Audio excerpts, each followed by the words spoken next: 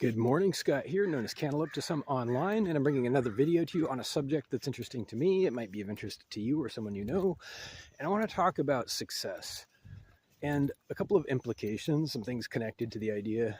I've heard people say that they want success. They just want to be successful. They want the lifestyle, the freedom, the the attention from other people that comes with it many times. And I want to say that there are two prevailing views of success, where it comes from. And it's pretty basic, actually. It's not complicated. One view has the opinion that success is gotten from other people, in a manner of speaking. It's something that is permitted. It is given or granted within a framework, especially with regard to rules and regulations, policies, expectations, and satisfying other people first, paying your dues, so to speak, in a metaphorical sense. And finally, once green lighted, the success is given to the person. Okay, that's one view. You can see how I feel about that one already. Then there's the accurate view, if you ask me. The other view is that success comes from within. It comes from brains, talent, and hard work, if we're being honest. It comes from having integrity is the word I'm looking for. Having integrity and sticking to it. Having perseverance, all the things that contribute to independent success, independent being the operative word. So I want to talk about not just this idea, but something, like I said, connected to it. That is the confidence and satisfaction that comes from independent success, the latter kind that I mentioned.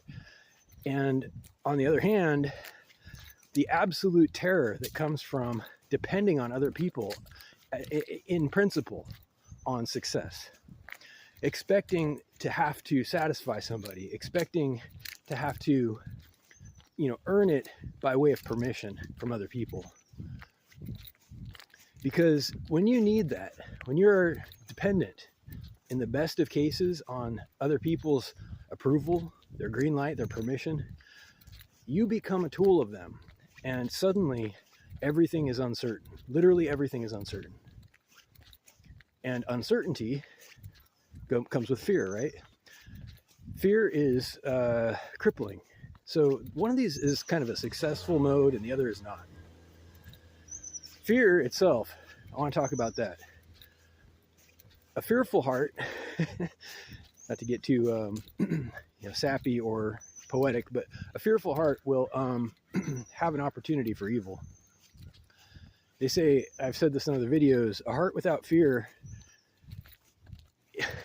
without fear, evil can make no purchase, can find no purchase. There's nothing to be gained in a heart without fear. There's nothing to buy for evil. But like I said, these two strategies are connected to this idea.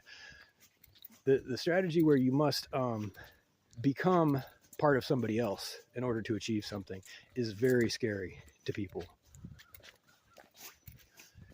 So I ask, what are people told most often in modern times? What are they told by teachers, administrators, authorities?